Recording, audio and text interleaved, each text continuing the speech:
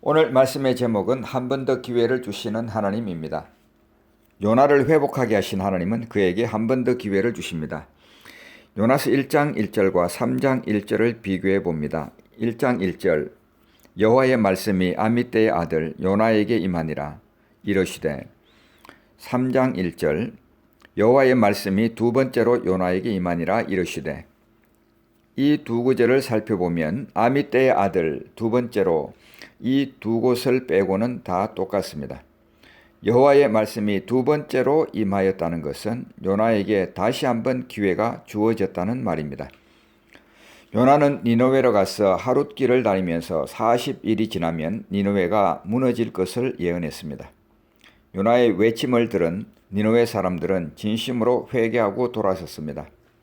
하나님은 그들의 회개를 보고 자비를 베푸셔서 심판을 철회하십니다.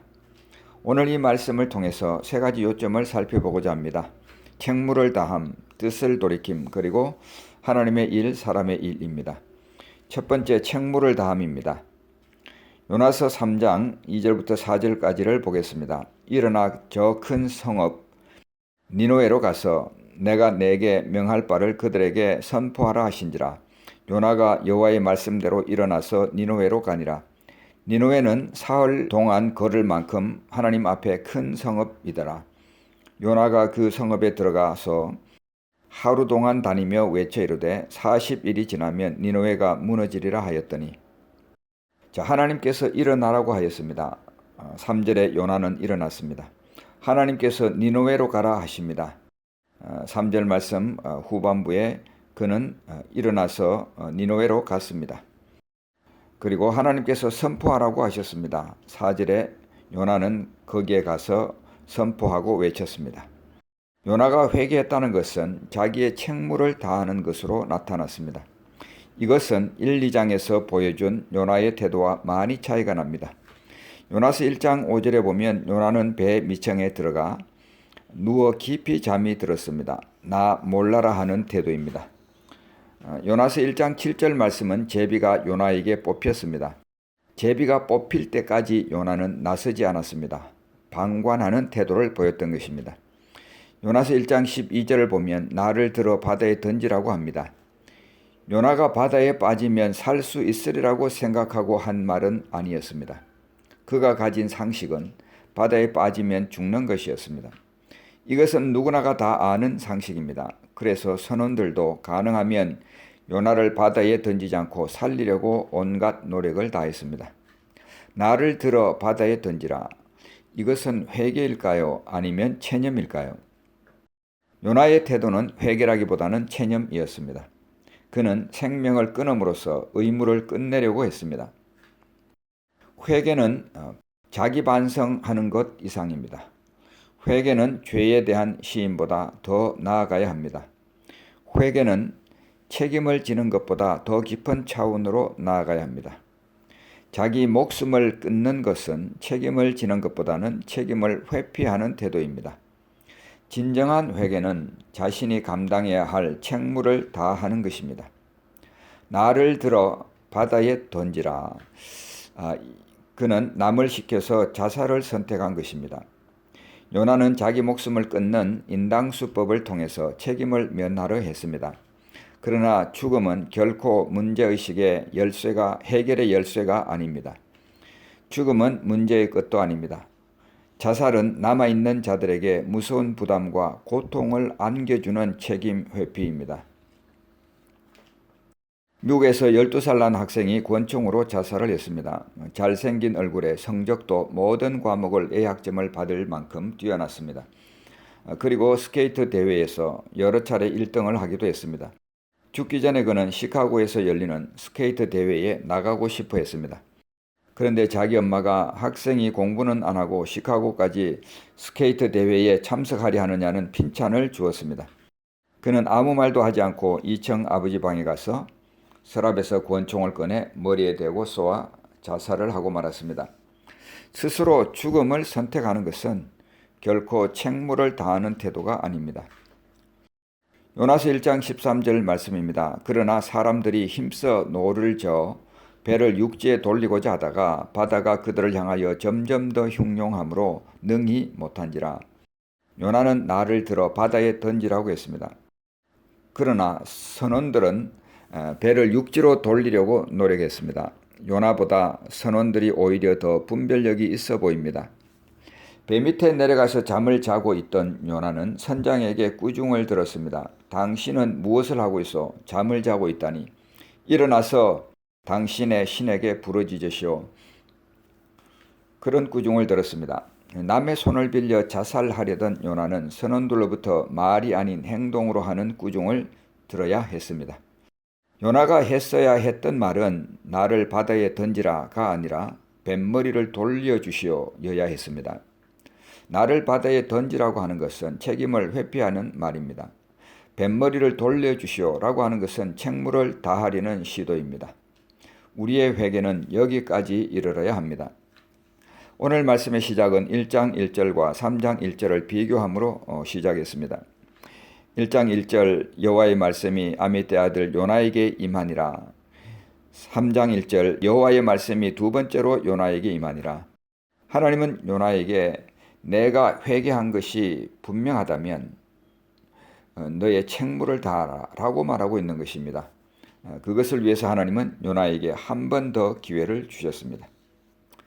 자, 두 번째 뜻을 돌이킴에 대해서 살펴보겠습니다. 열려진 세계, 변화가 가능한 희망찬 세계가 하나님이 다스리는 세상입니다. 그런데 그런 가능성의 세계는 회개가 일어나는 곳에서 만날 수 있습니다.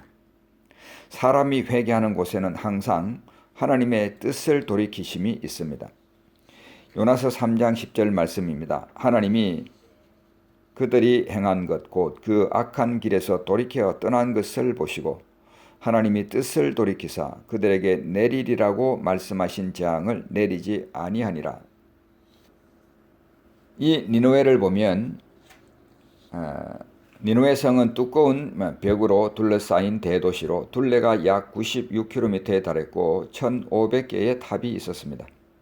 성벽은 100피트 높이의 성벽 위로 3개의 마차가 나란히 다닐 수 있을 정도였습니다. 그래서 성경에서는 사흘 동안 걸을 만큼 큰 성읍이라고 표현하였습니다. 요나는 하나님의 명령을 따라 니느웨에 가서 외쳤지만 성의 있게 외친 것으로 보이지는 않습니다. 요나는 하루 동안 다니며 선포했습니다. 자, 요나서 3장 4절 말씀입니다. 요나가 그 성읍에 들어가서 하루 동안 다니며 외쳐 이르되 40일이 지나면 니느웨가 무너지리라 하였더니 그는 3일 길 다녀야 할 성읍을 하루 동안 다니며 선포했습니다. 그가 선포한 내용도 간단했습니다. 회개하라는 말도 없이 그냥 40일이 지나면 니느웨가 무너진다는 것이었습니다. 선포 기간이 단 하루였으니까 요나의 선포를 직접 들은 사람들은 전체 성읍의 약 3분의 1 정도밖에 되지 않았습니다. 그런데 이 말을 들은 니느웨 사람들은 대대적으로 회개를 했습니다. 그들은 하나님을 믿고 금식을 선포했습니다. 높고 낮은 자를 막론하고 굵은 베옷을 입고 제 위에 앉았습니다. 이것은 겸손의 태도로 회개했다는 것을 의미합니다. 이런 상황이 왕에게도 전달되었습니다. 왕도 보좌에서 일어나 왕복을 벗고 굵은 베옷을 입고 제 위에 앉았습니다. 왕은 나라 전체에 금식을 선포했습니다. 그리고 모두 다 굵은 베옷을 입고 힘써 하나님께 부르짖으라고 조서를 내렸습니다. 하나님은 그들이 행한 것을 보았습니다. 3장 10절 다시 봅니다. 하나님이 그들이 행한 것과 곧 그 악한 길에서 돌이켜 떠난 것을 보시고 하나님이 뜻을 돌이키사 그들에게 내리리라고 말씀하신 재앙을 내리지 아니하니라. 회개는 말이 아니라 행동입니다. 회개는 삶을 돌이키는 것입니다. 이 구절에는 돌이킨다는 말이 2번 나옵니다. 앞에 돌이킨다는 말은 니느웨 사람들이 악한 길에서 돌이킨 것입니다. 사람의 회개를 말합니다. 뒤에 돌이킨다는 말은 하나님께서 뜻을 돌이키신 것을 의미합니다. 하나님의 자비를 말합니다.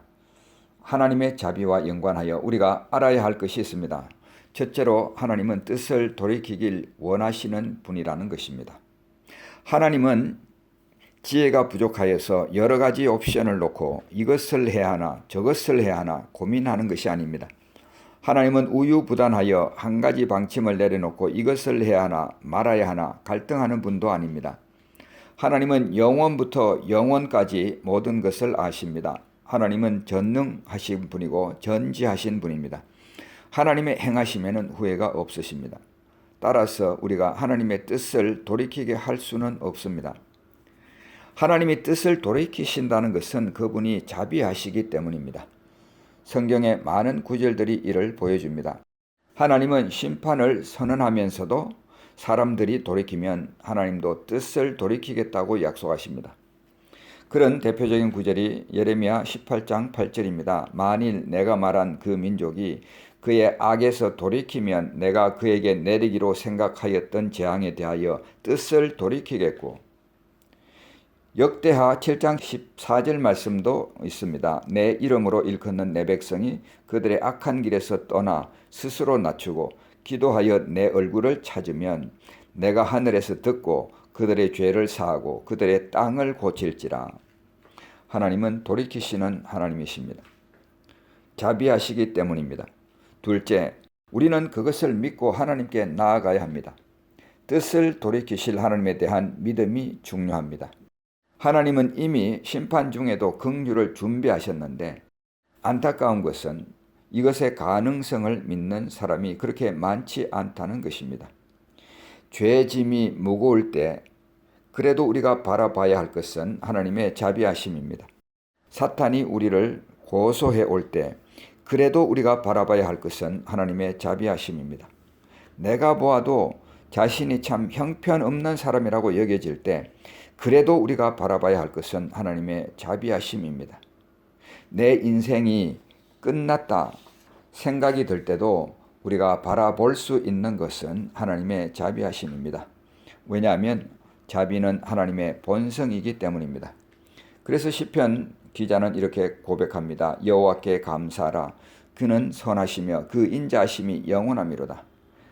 예레미야 애가에서 예레미야도 이렇게 고백합니다. 여호와의 인자와 긍휼이 무궁하심으로 우리가 진멸되지 아니함이니이다. 이것들이 아침마다 새로우니 주의 성실하심이 크시도소이다. 우리의 희망은 자신의 견고함에 달려있지 않습니다. 우리의 희망은 자신의 경건함에도 달려있지 않습니다. 우리는 언제라도 넘어질 수 있는 사람들입니다. 우리 마음속에는 죄악이 가득합니다. 언제라도 죄를 지을 환경을 만나면 죄는 기회를 타서 우리를 사로잡아 옵니다. 우리가 다시금 일어설 수 있는 희망은 하나님의 자비하심에 달려 있습니다. 니느웨 사람들의 훌륭했던 점은 그들의 죄악이 중함을 잘 알면서도 자비하신 하나님을 믿었다는 것입니다. 그래서 그들은 요나서 3장 9절 이렇게 말합니다. 하나님이 뜻을 돌이키시고 그 진노를 그치사 우리에게 멸망하지 않게 하시리라. 그렇지 않을 줄을 누가 알겠느냐 한지라. 그들은 하나님이 뜻을 돌이키실 것을 바라보았습니다. 모든 것 중에서 우리에게 가장 희망을 불러일으키는 요소는 하나님께서 뜻을 돌이키시기를 원하는 분이라는 사실입니다. 가롯 유다는 큰 죄를 지었습니다. 그는 은30에 예수님을 배반했습니다. 그러나 그가 지은 더 큰 죄는 하나님의 자비하심을 외면하고 스스로 목숨을 끊었다는 데 있습니다. 베드로도 예수님을 배반했습니다. 3번이나 모른다고 부인했습니다. 나중에는 저주하며 맹세하기까지 했습니다. 그러나 베드로의 위대한 점은 그가 주님의 자비하심을 믿고 돌이켰다는 데 있습니다. 그는 심한 통곡과 눈물로 돌이켰습니다. 주님은 그를 다시 쓰셔서 위대한 사도가 되게 하셨습니다. 우리의 큰 소망은 하나님께서 뜻을 돌이키시기를 원하신다는 데 있습니다. 하나님이 뜻을 돌이키시는 것에는 우리의 구원이 있습니다. 하나님이 뜻을 돌이키시는 것에는 하나님의 영광이 있습니다. 하나님은 자비를 베풀기를 주저하거나 후회하지 않으십니다. 우리 영혼이 피곤하여 아무것도 할 수 없을 때조차도 우리는 하나님의 자비의 바다에 누워서 송장 헤엄을 칠 수 있습니다. 마지막으로 하나님의 일, 사람의 일을 살펴보겠습니다. 요나서는 이스라엘 백성들의 선민의식을 뒤집는 파격적인 사건이었습니다. 요나가 하나님의 명령대로 니느웨로 가지 않고 다시스로 도망한 것은 그 당시 이스라엘 백성들의 정서를 잘 대변해 주는 것이었습니다. 이스라엘 백성들은 자기들이 하나님의 특별한 언약 관계 속에서 선택받았고 하나님의 특별한 돌보심을 받고 있다고 믿었습니다. 이 선민의식은 시간이 지남에 따라서 다른 민족과 종족에 대한 배타성으로 나타났습니다. 특히 이스라엘을 적대시하는 아수르는 그들이 생각할 때 구원받을 수도 없고 구원받아서도 안 되는 존재로만 인식되었습니다. 요나서는 하나님께서 이방인의 구원에도 관심이 있으신 분이라는 점을 분명히 가르쳐 줍니다. 이방인이 회개하는 것을 집중적으로 묘사함으로써 하나님의 구원의 역사가 전 세계적으로 이루어질 것을 암시하고 있습니다. 한편 요나는 하나님께서 자신의 구원의 역사를 이루어감에 있어서 사람을 어떻게 사용하시는가를 보여줍니다. 하나님은 이 일을 이룸에 있어서 요나라는 한 사람을 사용하셨습니다. 하나님의 말을 듣지 않고 회피하려고만 하는 요나, 민족적 우월감에 젖어 있던 요나, 돌이킴에도 불구하고 그 사명을 별로 탐탁치 않게 여긴 요나, 성의 없게 하나님의 말씀을 전하는 요나를 하나님은 들어서 쓰셨던 것입니다. 요나서 3장 1절과 2절을 다시 봅니다. 하나님의 말씀이 두 번째로 요나에게 임하니라. 이르시되 일어나 저 큰 성읍 니느웨로 가서 내가 내게 명한 바를 그들에게 선포하라 하신지라. 차라리 하나님께서 직접 하셨다면 훨씬 더 쉬웠을 것입니다. 이런 수고를 안 해도 될 수 있었습니다. 하나님께서 직접 하셨다면 시간을 단축할 수도 있었습니다. 하나님께서 직접 하셨다면 훨씬 더 효과적일 수도 있었습니다. 그럼에도 불구하고 하나님은 불완전하고 고집스런 한 사람을 사용하셨습니다. 하나님께서 우리에게 주시는 메시지가 분명합니다. 하나님의 구원 역사는 하나님의 일이면서 동시에 우리의 참여가 필요한 일이라는 것입니다. 세상의 역사는 하나님의 주권에 의해 움직여집니다. 그러나 그 역사는 또한 인간에 의해서 이루어집니다. 하나님은 그 일을 위해서 우리를 불러주셨고 우리를 사용해 주십니다. 하나님께서 다시 한번 기회를 주시는 이유는 우리 인생의 관점을 바꾸시려는 데 있습니다. 물고기 뱃속에 들어가 보면 인생의 관점이 달라집니다. 내 생명이 더 이상 내 것이 아님을 알게 됩니다. 하나님께서 우리를 부르시는 이유가 베드로전서 2장 9절에 잘 설명되어 있습니다. 그러나 너희는 택하신 족속이요 왕 같은 제사장들이요 거룩한 나라요 그의 소유가 된 백성이니 이는 너희를 어두운 데서 불러내어 그의 기이한 빛에 들어가게 하신 이에 아름다운 덕을 선포하게 하려 하심이라. 하나님께서 우리를 선택해 주신 것은 우리를 복주시기 위해서입니다. 그런데 하나님은 그 복이 우리를 통해서 다른 사람들에게 흘러가기를 원하십니다. 그러므로 복 받기만 바라고 그 복을 자신에게만 쌓아두려 하는 것은 하나님을 믿는 자로서 잘못된 태도입니다. 우리는 주님의 아름다운 덕을 선전해야 합니다. 전파해야 합니다. 하나님의 구원 역사는 하나님의 일이면서 동시에 우리의 일인 것입니다. 전도를 함에 있어서 우리가 오해하지 말아야 할 것이 있습니다. 우리가 해야 할 일은 사람을 믿게 하거나 개종시키는 것이 아닙니다. 우리가 해야 할 일은 단순히 하나님의 말씀을 전하는 것입니다. 우리가 예수님을 전하면 사람의 마음을 변화시키는 것은 하나님이 하십니다. 그러므로 우리가 전도할 때 사람들의 냉담함이나 적대적인 반응 때문에 실망할 필요가 없습니다. 19세기 미국의 부흥 전도사 무디 목사는 수십만 명을 주님께로 인도했고 특히 주일학교 교육의 중요성을 일깨운 분으로 유명합니다. 그는 하루에 한 사람에게 반드시 복음을 전한다는 목표를 세웠습니다. 그런데 하루는 아무에게도 전도하지 못했습니다. 자, 그날 밤 잠자리에 들었지만 책임을 완수하지 못한 죄책감 때문에 잠이 오지 않았습니다. 그는 다시 옷을 입고 거리로 나갔습니다. 밤중에 거리에 서서 말씀으로 권유할 대상자를 찾는데 마침 한 술주정꾼을 만났습니다. 그는 다짜고짜 그에게 다가가서 예수님을 아십니까? 라고 물었습니다. 그 주정꾼은 예수라는 말을 듣자마자 화부터 벌컥 내었습니다. 그래서 무디는 이 사람을 피해서 기다시피 집으로 돌아왔습니다. 그런데 그 후 3개월이 지나서 문을 두드리는 소리가 났습니다. 나가서 문을 열어보니까 예전에 그 술 주정꾼이었습니다. 그분이 고백하기를 그날 밤 예수님을 아느냐는 말에 크게 화를 냈지만 그로부터 그 말이 내내 귓전에 떠나지 않아서 예수를 믿기로 했다는 것이었습니다. 무디 목사가 했던 말은 고작 예수님을 아십니까? 였습니다. 그 술 주정꾼을 변화시키신 것은 하나님이셨습니다.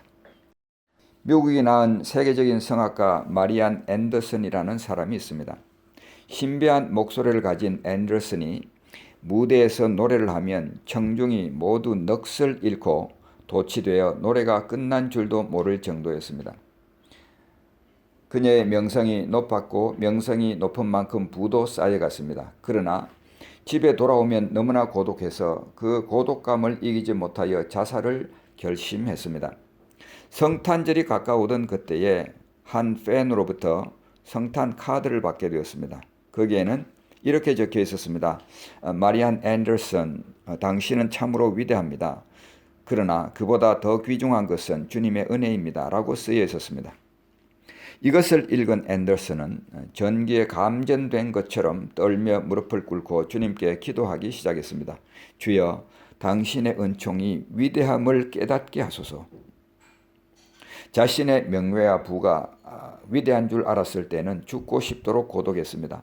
그러나 주님이 위대하신 것을 깨닫고 나니까 기쁨이 오고 용기를 얻게 되었습니다. 그 이후에 그녀는 공연 후에 기립박수를 받을 때마다 청중을 향하여서 이 모든 영광을 주님께 돌리겠습니다. 그리고 많은 사람을 주님께로 인도하는 위대한 삶을 살았습니다. 그녀의 팬이 했던 말은 하나님의 은총이 더 귀중합니다. 라는 짧은 말이었습니다. 마리안 앤더슨을 변화시킨 것은 하나님이셨습니다. 인천 주안교회에 안강자 집사라는 분이 있습니다. 지금은 권사님이 되셨습니다.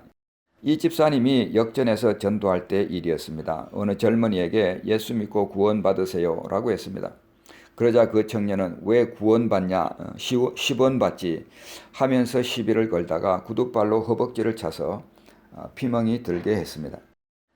안 집사는 아파서 주저앉으면서도 그 청년의 영혼을 위해서 기도했습니다. 그로부터 일주일 후에 전화가 왔습니다. 저는 김이라고 하는 사람입니다. 내가 바로 당신을 때린 사람입니다. 나는 예수님을 믿겠습니다. 일주일 동안 잠 한숨 못 잤습니다. 잠만 자면 지옥이 보여서 고통스러워 죽겠습니다. 그 청년은 예수님을 믿고 신학을 공부하고 나중에 선교사가 되었습니다. 안 집사가 했던 말은 예수 믿고 구원받으세요 였습니다. 그 청년을 변화시킨 것은 하나님이셨습니다. 안 집사는 1990년 한 해 동안 1,400명을 전도했습니다. 그녀는 예수 믿지 않는 사람에게 전도하지 않는 것은 영적 살인자라고 말했습니다. 윌리엄 부스라는 사람이 있습니다. 어느 날 술 취한 사람에게 전도를 했습니다. 그 사람이 빈정거리며 말했습니다. 이보시오. 내가 정말 지옥과 천국이 있다는 걸 확신한다면 당신처럼 이렇게 소극적으로 전도하지는 않겠소. 나라면 더 열정적으로 전도할 거란 말이요. 이 말에 충격을 받은 부스는 그때부터 적극적이며 열렬하게 전도하였고 많은 구제 활동도 했습니다. 이 사람이 세운 것이 바로 구세군이었습니다. 이슬람권의 자살특공대는 1987년부터 시작이 되었습니다. 이 자살특공대는 2000년 12월 무장 세력들이 자폭을 순교 행위로 채택하면서 더욱 본격화되었습니다. 자살특공대의 종교적인 기반은 코란에 명시되어 있는 지하드입니다. 성전, 소위 성전이라고 하는 것입니다. 거룩한 전쟁이라는 것입니다. 지하드는 자기 정화와 깨달음, 자기 개발을 위한 스스로의 싸움이 우선입니다. 두 번째가 이슬람의 가치를 훼손당했을 때 적과 상대에 싸우는 외부 세계를 향한 전쟁입니다. 자살 특공대를 조직하는 급진 세력은 두 번째만을 강조하면서 지하드 도중에 죽으면 천국으로 직행한다고 주장합니다. 주로 자살 특공대원들은 아버지가 이스라엘군에 의해 희생돼 고아로 자라면서 이스라엘과 서방 국가에 뿌리 깊은 복수심을 갖고 있는 10대 후반이나 20대가 많습니다. 이슬람권 곳곳에서 죽어가는 영혼들을 보십시오. 자살 특공대 지원자는 차고 넘치는데 영혼 구원을 위해 나서는 성도들은 너무나도 적습니다. 오늘 말씀을 맺도록 하겠습니다. 하나님은 한 번 더 기회를 주시는 하나님이십니다. 그 기회를 통해서 우리 인생이 무엇인지, 우리 인생의 중요한 것이 무엇인지를 생각하게 하십니다. 그리고 우리가 책무를 다하기를 하나님은 기대하십니다. 하나님은 좌우를 분별하지 못하는 사람들을 바라보면서 우리에게 눈길을 주고 계십니다. 보통 한 사람이 예수님을 믿기까지 16번의 전도를 받는다는 통계가 있습니다. 사람들의 반응 때문에 주눅들 필요가 없습니다. 지금 반응이 시원치 않다고 실망할 필요가 없습니다. 사랑하는 성도 여러분, 하나님께서 주시는 또 한 번의 기회의 의미를 깨달아서 자신에게 집착하는 삶을 내려놓고 주님의 아름다우심을 바라보면서 그 아름다우심을 다른 사람들에게 전파하는 아름다운 발들이 되시기를 우리 주님의 이름으로 축복합니다. 기도하겠습니다. 하나님 아버지, 요나는 하나님의 부름을 받았습니다. 말씀을 듣고도 그 말씀을 회피하려고 도망했습니다. 그는 죽음으로써 책임을 끝내려고 하였습니다. 그러나 하나님께서 그를 다시 살리시고 다시 한번 기회를 주셨습니다. 그리고 그에게 하시는 주님의 말씀은 너의 책무를 다하라는 것이었습니다. 하나님 아버지, 우리가 살아가는 인생 동안 무엇이 중요한지 깨달을 수 있는 은혜를 주시옵소서.